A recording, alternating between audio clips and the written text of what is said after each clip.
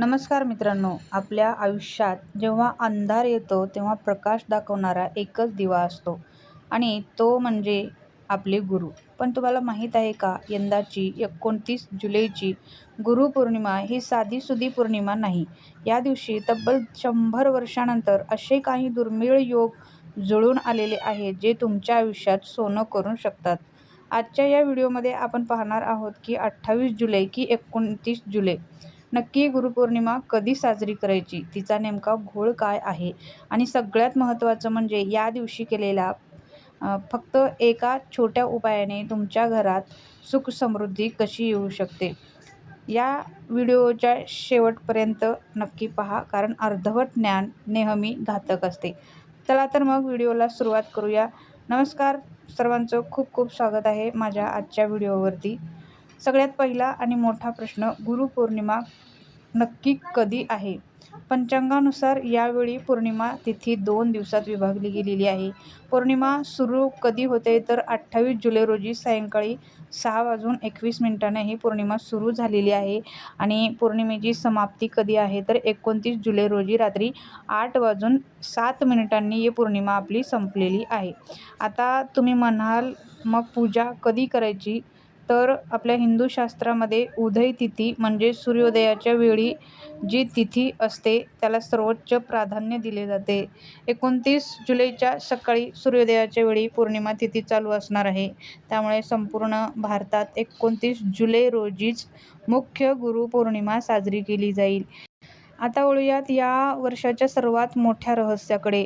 यंदाच्या गुरुपौर्णिमेला असे कोणते योग आहेत जे या दिवसाला अत्यंत शक्तिशाली बनवतात? ज्योतिषशास्त्रानुसार या दिवशी 2 महायोग जुळून आले आहेत. पहिला आहे प्रीती योग आणि दुसरा आहे हर्षण योग. प्रीती योग म्हणजे काय? जर तुमच्या कुटुंबात वाद असतील, पती-पत्नीमध्ये पटत नसेल किंवा समाजात तुम्हाला मान सन्मान मिळत नसेल तर हा योग नात्यांमध्ये गोडवा आणतो. आणि दुसरा योग आहे तो म्हणजे हर्षण योग. हा योग थेट तुमच्या भाग्याशी आणि पैशाशी संबंधित आहे. या योगामध्ये केलेली कोणतीही साधना, पूजा किंवा नवीन कामाची सुरुवात तुम्हाला आयुष्यात कधीही मागे वळून पाहू देणार नाही. म्हणूनच यंदाची पौर्णिमा ही तुमच्या प्रगतीची गुरुकिल्ली ठरू शकते. पण मित्रांनो, आपण गुरुपौर्णिमा साजरी का करतो? यामागे एक अत्यंत जुनी आणि रंजक कथा आहे. या दिवसाला व्यास पौर्णिमा सुद्धा म्हणले जाते. का माहिती आहे का? कारण याच दिवशी महाभारताचे रचयिता, 4 वेद आणि 18 पुराणांचे संकलन करणारे महर्षी वेद व्यास यांचा जन्म झाला होता. महर्षी व्यासांनी मानवाचा बुद्धिभेद दूर करून त्यांच्या ज्ञानाचा मार्ग दाखवला, म्हणून त्यांना जगाचे आदिगुरु मानले जाते. फक्त हिंदू धर्मातच नाही तर बौद्ध धर्मातही या दिवसाला सोन्याचे महत्त्व आहे. ज्ञानप्राप्ती झाल्यानंतर तथागत भगवान गौतम बुद्धांनी आपले पहिले 5 शिष्य तयार केले आणि त्यांना सारनाथ येथे आपले पहिले प्रवचन याच पौर्णिमेच्या दिवशी दिले होते. महाराष्ट्रात तर दत्त संप्रदाय, स्वामी समर्थांचे भक्त आणि साईबाबांचे कोट्यावधी भक्त या दिवशी आपल्या गुरूंच्या चरणी लीन होतात. गुरुर्न ब्रह्मा गुरुर्विष्णू या श्लोकाचा खरा अर्थ आपल्याला याच दिवशी समजतो. चला आता पाहूया की 29 जुलैला घरी किंवा मंदिरात पूजा कशी करावी जेणेकरून तुम्हाला संपूर्ण फळ मिळेल. अत्यंत सोपी पद्धत सांगते, ते लिहून घ्या किंवा या व्हिडिओला सेव्ह करून ठेवा. पहिली आहे ते म्हणजे पहाटेची सुरुवात. बघा, तुम्हाला सकाळी लवकर उठायचं आहे. पहाटे लवकर उठायचं आहे, स्नान करायचं आहे. या दिवशी पिवळे किंवा पांढरे वस्त्र तुम्हाला परिधान करायचे आहेत, कारण ते अत्यंत शुभ मानले जातात.